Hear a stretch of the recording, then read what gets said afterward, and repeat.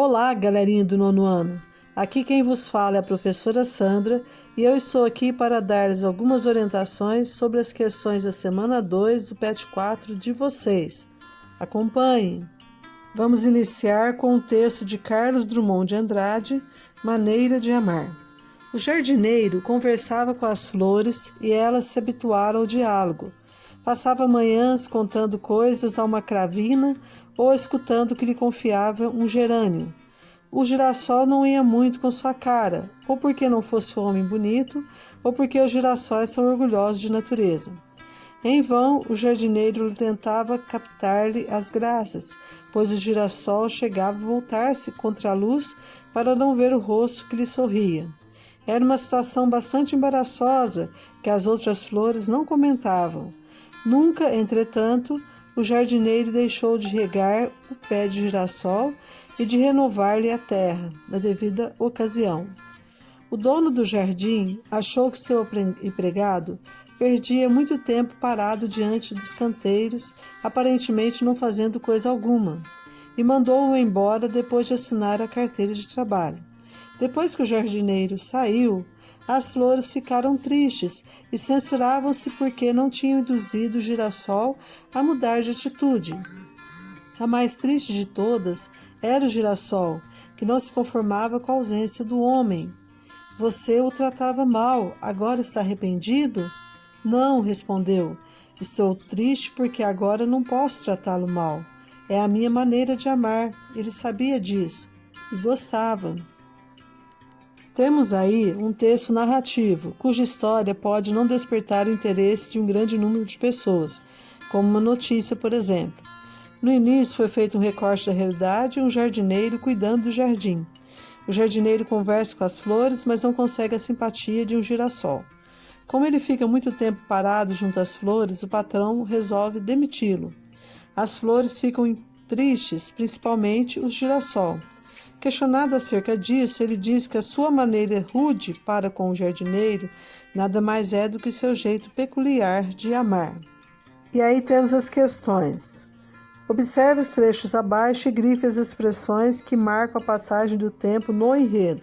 Então, vocês vão procurar palavras nas frases que indicam tempo. Passava manhãs contando coisas a uma cravina ou escutando o que lhe confiava um gerânio.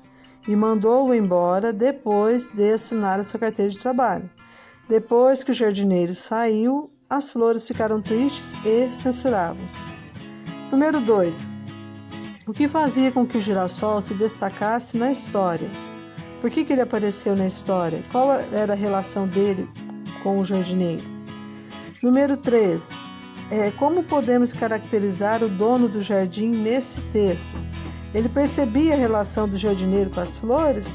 Vocês vão caracterizá-lo a partir da atitude dele para com o jardineiro. Número 4. Retire do texto uma fala do narrador e uma fala de um personagem. Então é só voltar ao texto e reescrever uma fala do narrador e uma fala do personagem. Vamos ao segundo texto então. Para contar estrelas. Pai, como é que a gente conta estrelas do céu? Perguntou Lelê. O pai, baixando o jornal, foi logo fazendo pose de explicação. Bem, existem equipamentos especiais para isso. Eles tiram fotos do céu e fazem medições. E tem o Hubble, que é um bambambam dos telescópios, mas só os cientistas podem usá-lo.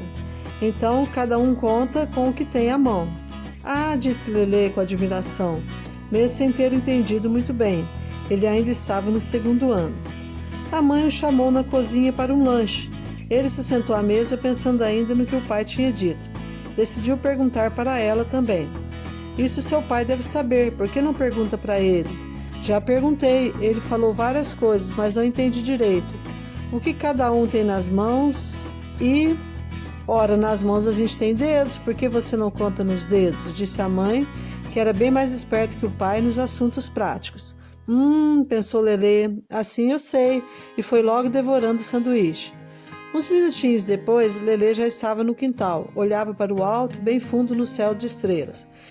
Para começar, mirou a mais brilhante e passou a contar em voz alta. 1, 2, 3, recolhendo um dedo de cada vez. Chegou até 10, olhou para as mãos, olhou para o céu, suspirou. O problema é que ele só tinha 10 dedos e o céu tinha muito mais estrelas. Desanimado, sentou-se na varanda, apoiando o queixo nas mãos.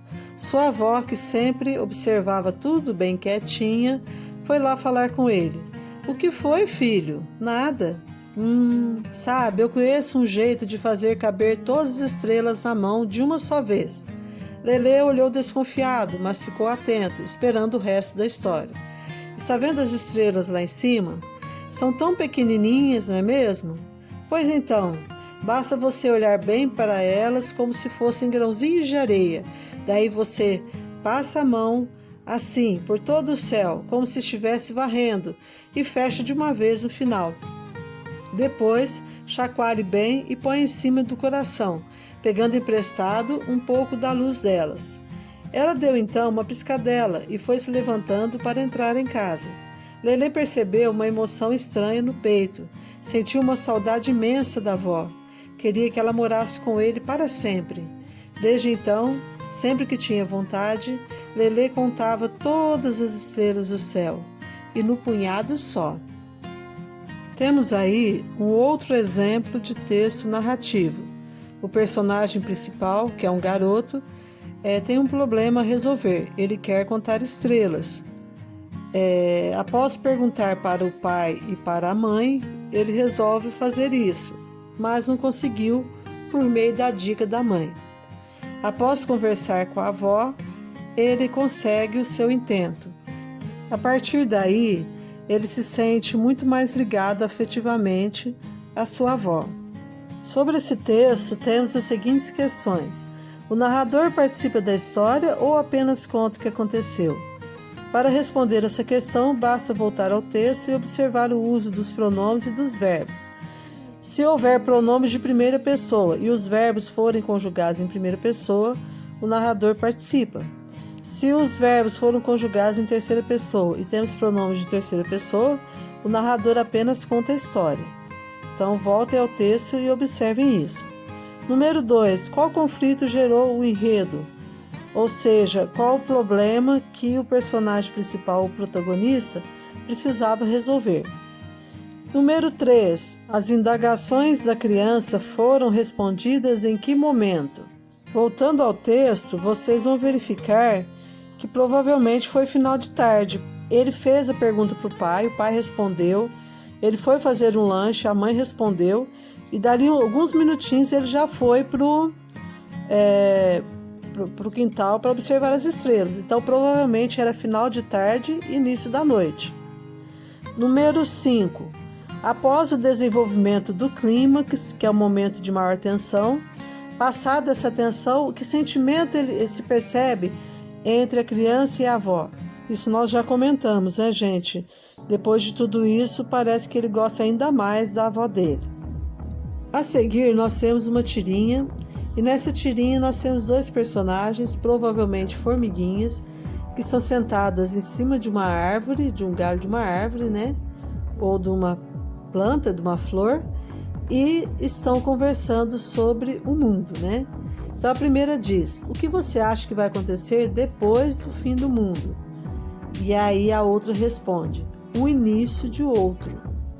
Aí vem as questões. Que elemento mostra o tempo no texto? Então vocês têm de voltar ao texto e observar as palavras que indicam tempo. Número 2. Qual a função das reticências no último quadrinho? Eu acredito que seja de continuidade, né? O mundo não acaba, sim, inicia outro. Então dá essa ideia de continuidade no texto. Número 3. Qual a semelhança desse texto com a narrativa da atividade anterior? Essa é muito fácil, né, gente? No texto anterior, o menino gostava de observar e contar as estrelas, e nesta tirinha os personagens estão observando as estrelas. Bem, pessoal, chegamos ao final de mais um vídeo. Eu espero que vocês tenham me compreendido. Se ficou alguma dúvida, vocês podem me acessar pelo chat Conexão Escola ou por meio da especialista.